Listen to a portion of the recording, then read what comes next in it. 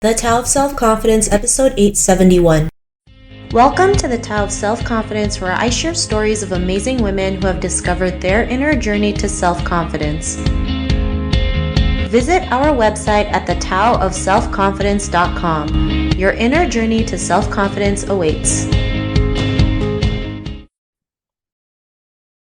Well, hello, friend. Welcome to the Tao of Self-Confidence, where I share stories of amazing women who have discovered their inner journey to self-confidence. I'm your host today, Sheena Yap Chan, and today I am so excited to have this lady on today. She is the CEO of Mirapath, and she's just a phenomenal woman. And so I'm really excited to introduce her to you. Her name is Doris Li Yeh. Doris, how are you today? Maybe you can fill in a little bit more about yourself to the listeners. Hi, Sheena. Thank you. I'm so excited to be on your podcast. Thank you for inviting me. My name is Doris Li Yeh. I'm the CEO of Mirapath. We've been in business for 20 years and the data center digital infrastructure space. I'm also the co-chair of US PacWise, which is a Women Empowering Women program that I'm very excited to participate in. And that's how I met Sheena. Thank you so much. And I'm so great that we got to connect. I'm also part of the program and to just meet so many amazing women, especially AAPI women, because I believe working together, collaborating is how we move forward. So thank you so much for the invitation. And Doris, what's your cultural background? So I was born in Thailand. I moved to Singapore when I was 3. I moved to Iran when I was 7. And at the age of 14, I moved to Brazil. But since I was 10 years old, my dream was to pursue the American dream, and I wanted to be in the United States. So I studied engineering, and that's how I got my opportunity to immigrate to the United States when I was 23. So I'm very blessed to be in the United States today. It is everything that I thought it was going to be and more. I love it. Thanks for sharing that. And Doris, what'd be your favorite self-confidence quote? I think I'm very lucky. So my quote is, luck is preparation meeting opportunities. And my second quote probably doesn't exist out there is this Nike tagline, just do it. But my quote is, don't wait to be perfect, just do it. I love that. And especially in Asian culture, we always have to show up as the perfect wife, the perfect daughter, the perfect sister, and perfection really stops us from moving forward. And I had to learn that the hard way. I realized, yes, I'm going to make mistakes. I'm going to fumble, but I get stuff done, right? We can always course correct and move forward. And I love that because, perfection really stops us, right? We feel like we have to know everything before we start, while men, they just know about 10% of the way and they'll just go ahead and do it. And if women did that, imagine how much we can accomplish. So I really love that quote that you mentioned. And in your own words, how do you define self-confidence? Oh gosh, that's an interesting question because Sheena, I actually was not very self-confident before. I was running a multi-million-dollar company, and seriously, I was self-doubting myself all the time. I only became more self-confident when I actually surrounded myself with people that actually believed in me and changed my self-talk inside my head. So every time I did something that doesn't work, I would think about how many other people have been doing what I have done. And then I actually talked to a few of my friends, and that really helped develop my self-confidence through the years. I think what helped, which is very crazy, someone told me that I have to get up in the morning and said, I'm beautiful, I'm smart.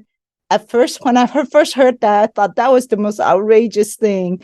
But I do that, actually. I said, I get up in the morning and I said, I did really well. And every time that I fumble, I always get up and go on for another day and persevere. And that helps me build my self-confidence. I love that. And it's so important. How we talk to ourselves is very important. Having negative self-talk, of course, stops us from moving forward. We become our own worst enemy versus being our own best friend. I do the same thing. I was my own worst enemy. I would always put myself down. I would always call myself a loser, a failure, not realizing that was hurting me. That was hurting my chances. I was delaying my own success. And so every time I have my moments of doubt, I actually say 3 mantras, just 3 mantras to myself, which is I am loved, I am enough, and I am worthy. And yes, when we do these mantras, it's really weird saying it in front of the mirror because we've never done this before and we've never complimented ourselves before.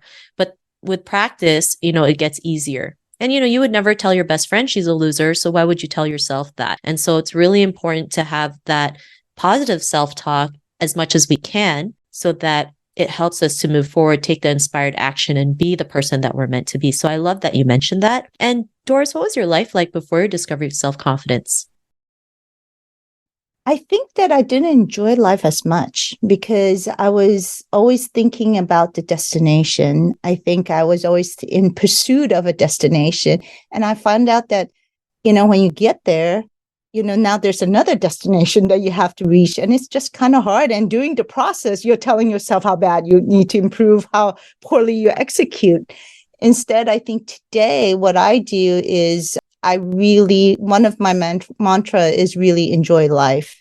Is every day, what did I do that makes me enjoy every single moment? Of course, you can enjoy every single moment, but if you actually end your day and look at what happened in your day and you think that you did well and you're happy, you enjoyed what you did, I think that makes it really helpful. And if you can pass this thought process to other people that's going through the same thing, and I often come across people, I like conversation one-on-one with people because that's when people become vulnerable, and then you can share your journey with them and tell them that you have gone through it. Of course, when I tell people that I've gone through it, no one believes me because they've never met me 10 years ago. So. I love that. And it's so true. I mean, especially in our culture, we're always chasing after something, right? It's like get good grades, go to the best schools, marry that person, have kids, have the perfect house. It's just there's never ending. It's like you have one kid and they're like, when's the next one? And you're like, you just popped one out. What do you like? There's always something that we feel like we have to chase to give worth to ourselves, not realizing, we are worthy just, in this present moment. And be thankful and be grateful and be happy. And I know it's easier said than done because I still do that too. It's like, I just want to get to that next level and I'm going to be happy, right? And then when you get there, you're depressed because it's like, now what do I do? Not realizing that being happy is in that present moment, regardless of the circumstances. Yeah, I think it's balancing up because I think it's, we can change the way we're programmed to think about our future, right? Save money for the future, make sure that you have retirement. We're always going to have that. But I think it's the ability to balance that and then enjoying the present time. I think that is very, very important. And I have to say, once I started telling myself that, life becomes so much more fun. It's so much more fun. Of course, part of the reasons why we forge our own path is because we want that quality of life that we yearn for, right? I mean, if you're working 24 hours a day nonstop, I mean, what's the point in doing that, right? I'm not saying, and of course, there's going to be moments where you have to, right? In your life, that's temporary. Of course, we understand that, but in the end, you just want a better quality of life, and that's why you're an entrepreneur, you have your own business because you're living life on your own terms. And I was just curious, what was that aha moment that gave you the push to start your own company, to run this multi-million-dollar company? I mean, I'm always fascinated when I hear, Asian women running these multi-million-dollar companies because we don't hear enough of them, right? And we want to hear these stories. We want to showcase these powerful women like yourself. So what was that aha moment that gave you the push to do it? Well, Sheena, I think I'm what they call an accidental entrepreneur. I actually didn't have that much of an aha moment. My son was 6, and I actually wanted to volunteer for school, his kindergarten school. He's going to preschool, going to kindergarten.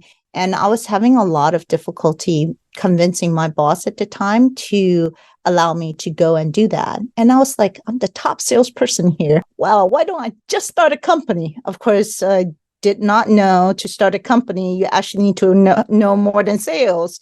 So today, actually, anyone that actually wants to start a business, I give them this book called E-Myth and Entrepreneur Myth, because I really want them to be aware. But it's a really good thing that I wasn't aware because I may not have started the business. And that was actually the beginning. I think the continuation actually is even harder because a lot of businesses fail in the first 5 years of business. I actually didn't even know that statistic. So when we were growing double digit, triple digit, I thought everyone did that. And it was my head down just doing it. And if I didn't do double digit, I was actually really upset with myself.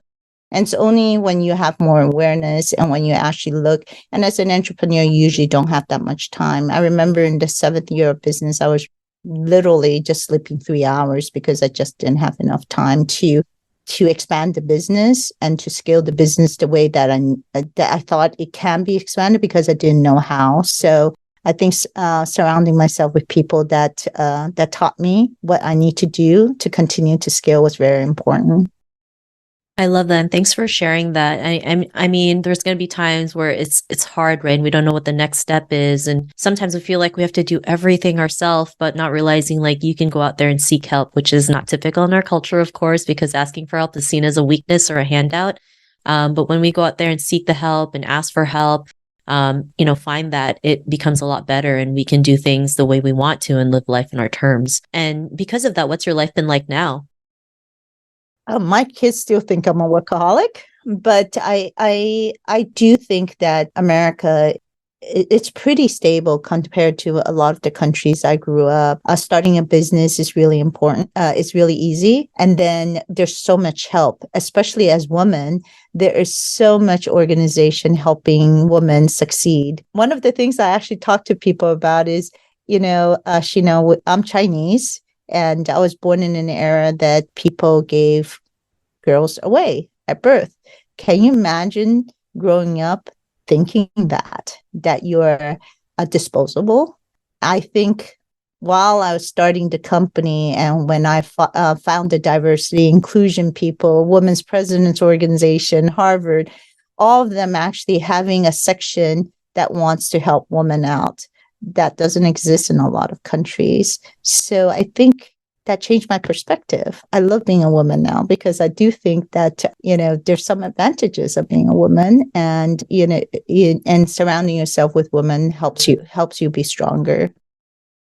I love that. And I love that you have that support that you can help, because it's so important in our journey, right? Like, I think we have to remind ourselves, like, we don't have to do everything ourselves. We're not the superwoman. If you look at men, they're constantly collaborating. They're always looking for resources to help them out so that they can do the best they can to build a business, to forge your own path. And when women can learn that too and practice it more, just imagine what we can accomplish, right? There's so many reports saying when we have more women on board, the companies make more money, the companies do better. And there's like statistics on that for sure. And so I love that, you surround yourself with like-minded women who have, the best interest for each other, and that you're, doing these programs to help other women do the same thing. So I love that. And if our listeners were tuning into your episode and they were in a similar journey to self-confidence, what would be that one tip you would give to her? I think I already said it. Surround yourself with people that want you to succeed. It doesn't need to be women. It has to be people that wants you to succeed and that wants to listen to your dream and help you succeed in your dream, because there is a lot of naysayers that will not believe in your dream.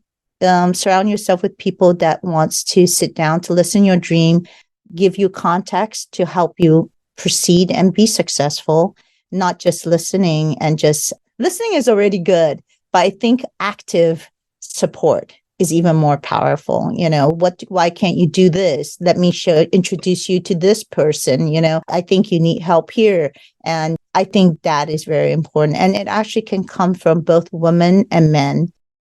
I love that tip. And it's so true. Regardless if it's a woman or a man, we can get that support. There's been so amazing, supportive men out there who cheer you on, who want the best for you, who wish you all the success in the world. So we'll shout out to all the men who do that. And so I'm really glad that you mentioned it. And if our listeners wanted to get to know a little bit more about you and what you do, is there any links or social media profiles we can connect with?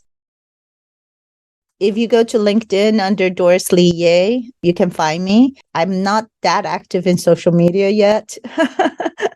Too busy running the company, but you can send email, a link in message, and we can connect. I'm also part of US PAC WISE, which is the Women Empowering Women program. That is also another place that you can find me.